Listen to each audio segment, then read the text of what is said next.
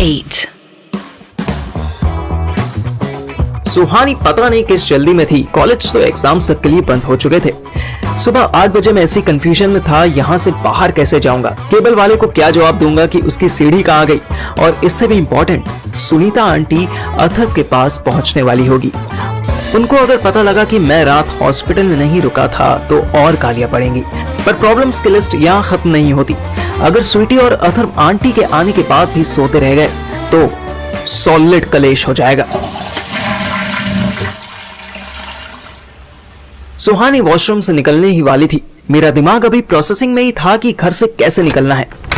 तू यहाँ खड़ा क्या सोच रहा है? बाल ठीक कर और निकल। मम्मी ऊपर आ गई तो उड़ती चप्पल मारेंगी।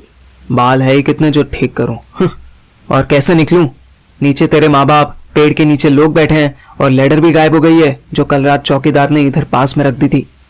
ओह शिट, अब क्या करें? हाँ, तू टेंशन मत ले, मैं कुछ सोचता हूँ। मैं अच्छे से सोचने के लिए शौचालय की तरफ चल दिया। सुन, पतलू भैया का मैसेज आया था, फोन जल्दी ठीक हो गया है, आज लेने चलना है।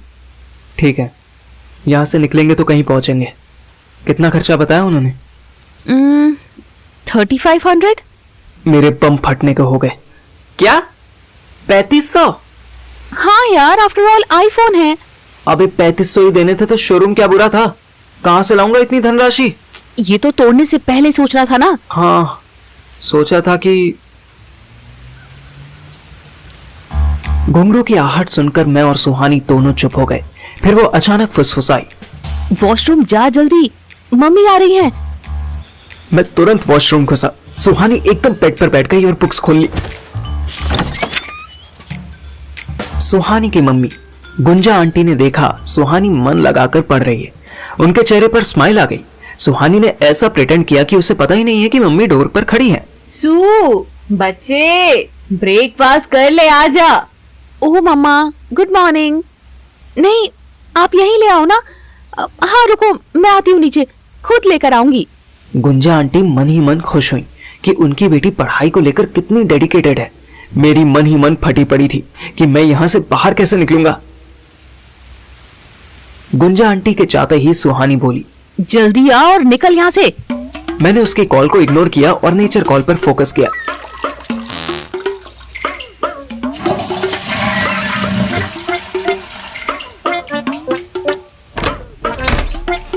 मैं जब वॉशरूम से बाहर आया तो मेरी सारी टेंशन फ्लश हो चुकी थी। सुन, तू जा नीचे पहले ब्रेकफास्ट लेकर आ, और ज्यादा सा लाइयो, मैं तब तक ब्रश कर लेता हूँ। सुहानी ने मेरी तरफ ऐसे देखा जैसे मैंने उससे ब्रेकफास्ट नहीं किडनी मांगी हो। तू सीरियसली ब्रेकफास्ट करेगा यहाँ? तुझे डर नहीं लग रहा? तेरी टेंशन कहाँ चली गई? अरे टेंशन तो मैंने पॉट में ही फ्लश कर दी। तू परेशान मत हो, मैं करूंगा कुछ। अभी तो जा, देख क्या बना है ब्रेकफास्ट में। आलू पराठे हो तो 2-3 एक्स्ट्रा ले आइयो। सुहानी उठी, बेचारी कंफ्यूज होकर नीचे चली गई।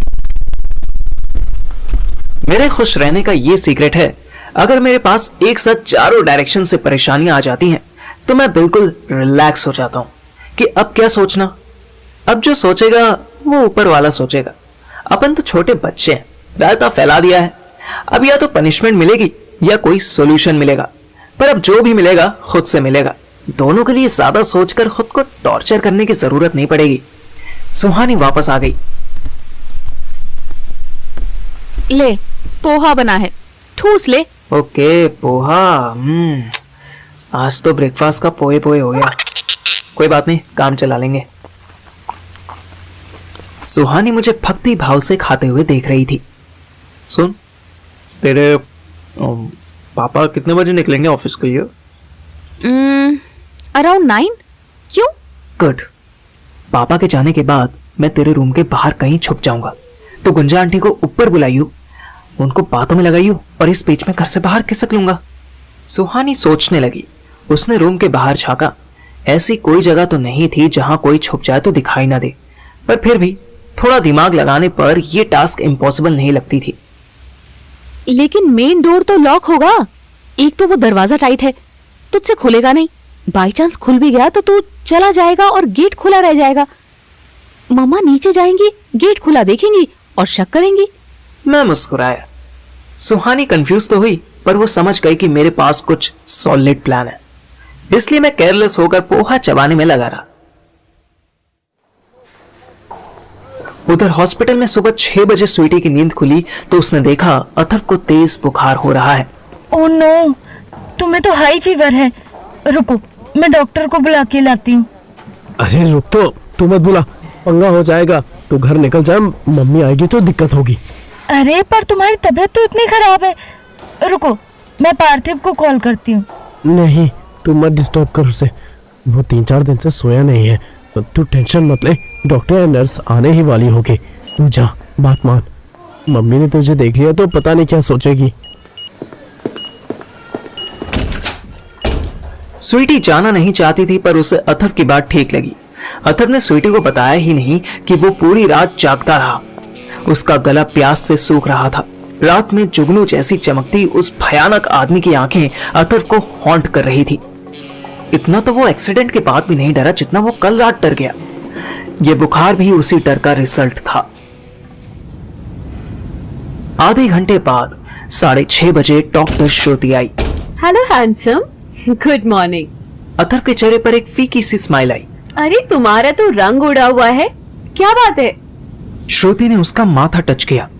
Oh God, तुम्हें तो हाई फीवर है। श्रुति ने तुरंत एक थर्मोमीटर निकाला और अथर्व के मुंह में डाल दिया। Oh God, oh God, क्या हुआ, कितना टेम्परेचर है? तुम्हें बहुत स्ट्रेस हुआ है क्या, या तुम पेन को टॉलरेट कर रहे हो? अथर्व कुछ ना बोला, बस एक नजर श्रुति को देखता रहा। श्रुति के चेहरे पर ऐसी जेन्युइन परेशानी थी जो किसी नॉर्मल पेशेंट के लिए उसके चेहरे पर कभी नहीं आई। तुम्हारा बॉडी टेम्परेचर 103 है। इतना एक्सट्रीम फीवर होना नॉर्मल नहीं है। मुझे कुछ टेस्ट करने होंगे, एक इंजेक्शन देना होगा। तुम्हारा फ्रेंड कहाँ है? वो बाहर है, कहीं आएगा भी। I don't think so. मुझे वो रात से अब तक दिखा ही नहीं, वरना कभी कैंटीन तो कभी। एनीवेज, मेरी ड्यूटी खत्म होने वाली है।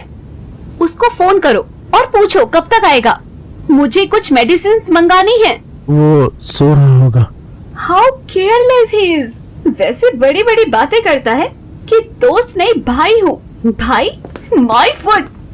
डॉक्टर श्रुति तुरंत बाहर चली गई। अथर्व उससे ये भी नहीं कह पाया कि उसको प्यास लग रही है। उसने उठने की कोशिश की। अथर्व का सर दर्द से फट रहा था, उसको ठंड भी लग रही थी। अचानक से अथर्व को अपने अंदर कई बदलाव होते महसूस हो रहे थे। जिंदगी में पहली बार उसे मरने का डर लग रहा था।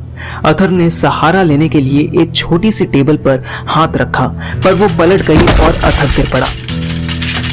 वो फर्श पर फैला पड़ा था, आंखें ऐसे जल रही थी जैसे किसी ने पलकों के नीचे मोमबत्ती लगा दी हो। तभी श्रुति वापस आई। अरे क्या हुआ तुम्हें? वो अथर्व को उठाकर बेड पर रखने की कोशिश करने लगी। अथर्व के शरीर में जान ही नहीं थी। नहीं, थोड़ा सा।